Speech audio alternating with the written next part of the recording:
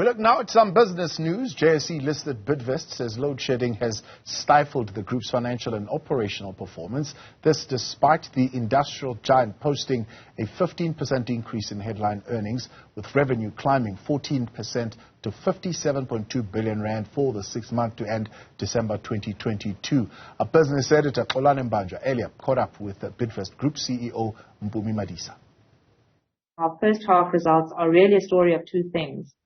Firstly, exceptionally strong underlying organic growth across all 7 divisions. And then secondly, significant market share gains. So our businesses are growing and we're taking more market share. I mean, some of the highlights in terms of where the growth nodes have come from. As a start, the travel and tourism industry continues to rebound. It was much stronger than what we anticipated. So that's been fantastic. And those numbers sit in our Services South Africa division. And at the moment, we're sitting at domestic travel volumes at around 85% of pre-COVID levels and international at around 90%. So there's still some more room to go, which we're hoping will come through in the second half of the year. The second area is renewable energy. Renewables have been phenomenal. We've just seen a surge in demand.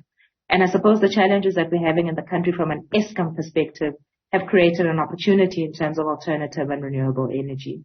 We're seeing significant demand. And just to give you a stats to show you a sense of what the volumes have looked like, year on year, our volumes are up 5 times. Okay. The renewable energy industry in itself, from a stats perspective, is up about 2.5 times.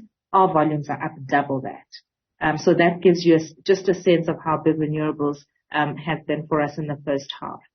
And then thirdly, in our freight division, bulk volumes have been good.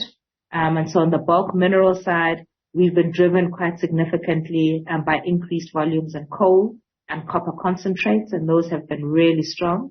And what's also great, Xolani, is that the volumes haven't just been great in South Africa, but they've also been strong in our Namibia and our Mozambique operations. So those operations have also contributed quite significantly to the result. And then bulk grain volumes have also been good. Not as strong as the previous financial year, but that must be contextualized with the fact that last year there was a record maize export season. So bulk grain volumes in maize in particular is a little bit softer, but overall the volumes are still looking very good.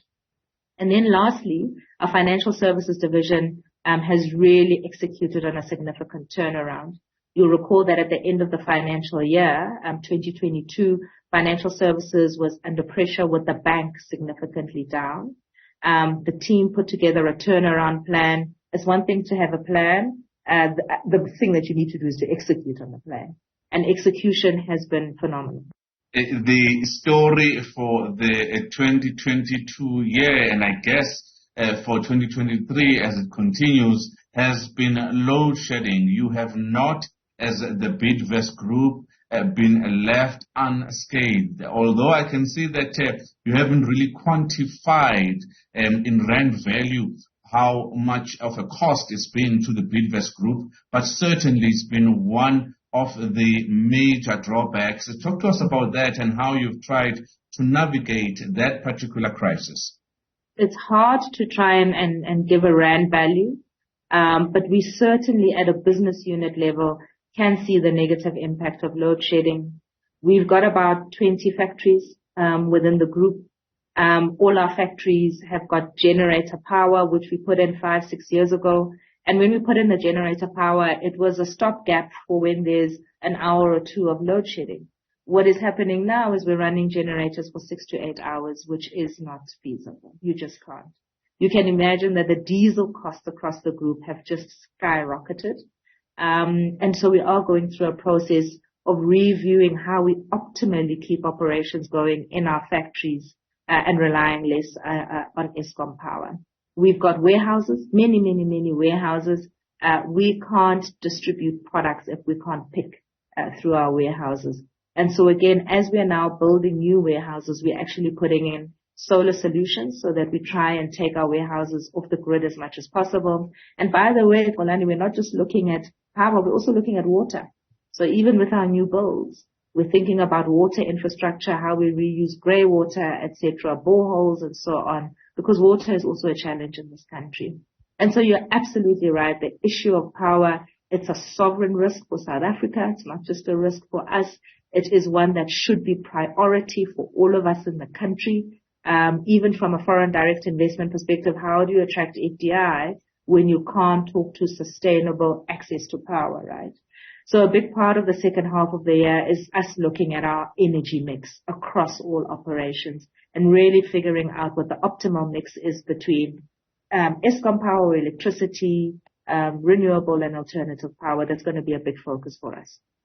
How is the second half of the year looking for you? What are besides load shedding, what are the bottlenecks that you are seeing, or the green shoots that you are seeing for the second half of the year? There are a number of transactions that we're looking at the moment. There are a couple locally and some others internationally. We are focused on executing on our offshore growth strategy of expanding in the facilities management, hygiene and plumbing and related product area. We are busy with certain formal processes that are underway at the moment. So I'm really hoping that come next round of results, I'll be able to talk to some transactions that we would have secured. And then lastly, one of the things that we've also done is we've done a strategy rethink around our automotive division and just thought about where growth should come from, not just in the second half of the year, but even more long term. And what we've decided is not a restructuring as such, but a recalibration and identifying two other areas of growth for automotive. So at the moment, we represent the OEMs through McCarthy, and that is essentially what automotive is, the division is. We're bringing in a second leg to that, where we're going to be competing in the independent automotive space. We will be launching a new brand in April. Please look out for it. We're going to be very loud about it. It's a young and a funky brand. We want you to come buy cars from us. We want to sell your cars. And it's a big market that we previously haven't operated in. We've got a young team. We've got tech that we're leveraging in that space. So it's going to be a fantastic growth area for us. And then the third leg is allied services and products, and they will grow by acquisition. So we're looking for products and services that are allied to automotive that we can also play in. And so we're looking to create an automotive division that is far more diversified than what it is now, and that also creates a platform for further growth.